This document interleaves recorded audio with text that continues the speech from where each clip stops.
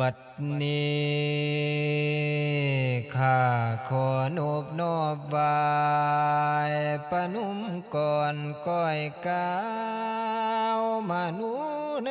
หน่วงนาวคุณแก้วระนึกหางศรัทธาโยมเจ้าผู้ใจแก่การนึกฮอดผ้าไตรลาดได้เอาตนโพ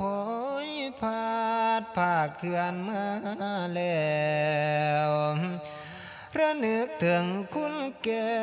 วสามประการกลมกราบโดยสุภาพเพียบห้อยทั้งคอยสิไว้พรขอ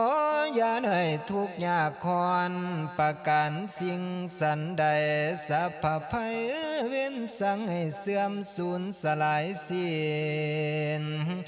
อยู่ท่านกิน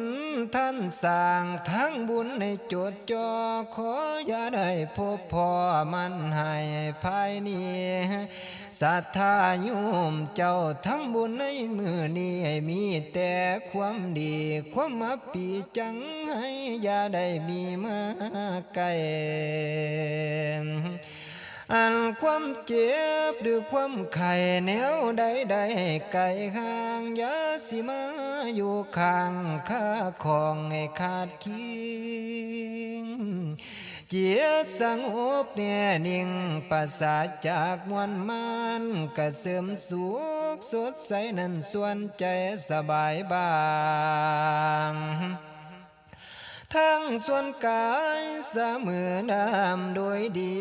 สะดวกดังตัวจิตตั้งกายคอยสมหวังทุกลานบ่พันพอสิ่งใดสาพาโลกอย่าได้ไกลภัยหมู่มหาศาลกิเลสมันมวนพี่ให้ห่างนี้เนื้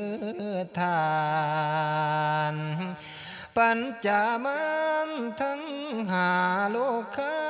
พญาติเก่ายาสิมาอยู่เฝ้านำเจ้าให้ห่างหาย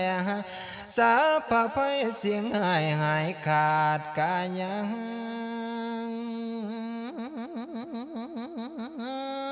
พลาบุญนำสู่